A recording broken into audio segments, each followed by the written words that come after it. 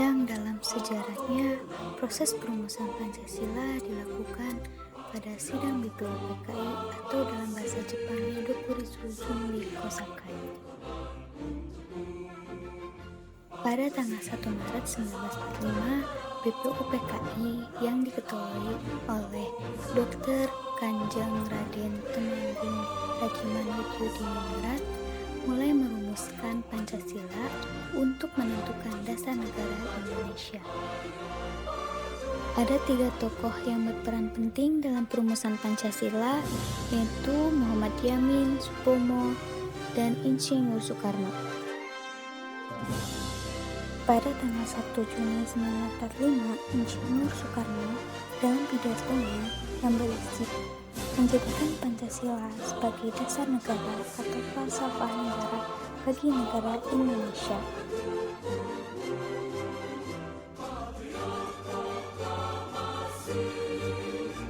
Pada pidato Insinyur Soekarno tersebut pada tanggal 1 Juni 1945 telah ditetapkan sebagai hari lahir Pancasila.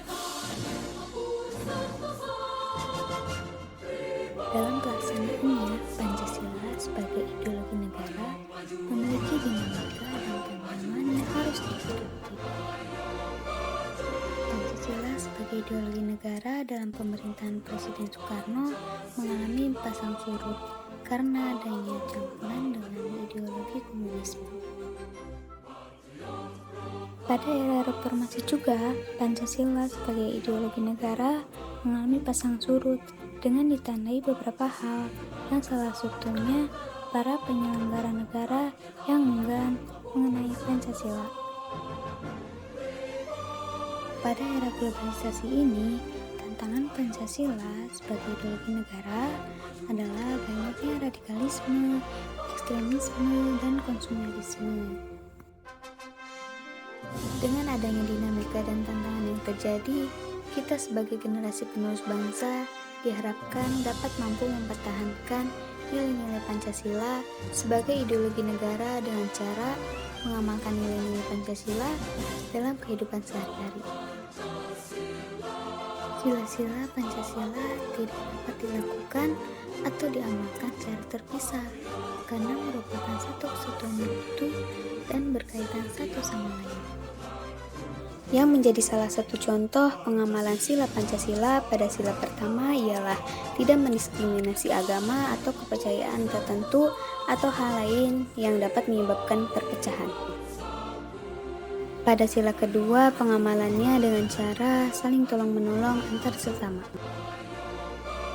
Sila ketiga, pengamalannya yaitu tidak menyebarkan berita yang membuat permusuhan dan memecah belah persatuan bangsa.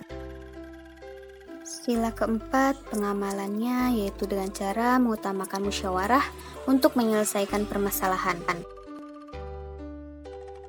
Dan yang terakhir, sila kelima, pengamalannya yaitu berlaku adil antar sesama. Tetapi, seiring dengan perkembangan zaman, teknologi, revolusi industri 4.0, maraknya budaya luar yang sudah banyak memasuki tanah air, dan masih banyak berita hoaks di media sosial yang menjadikan para generasi muda terbawa arus negatif dari perkembangan zaman saat ini. Maka dari itu, para generasi muda perlu ditanamkan nilai-nilai luhur Pancasila dalam kehidupan sehari-hari dan dalam kebiasaan kita. Oleh karena itu, kita sebagai generasi penerus bangsa tentulah harus mempunyai sikap semangat nasionalisme, cinta tanah air, dan memiliki sikap yang tidak bertentangan dengan sila-sila Pancasila, sehingga dapat mengamalkan nilai-nilai Pancasila dalam kehidupan sehari-hari.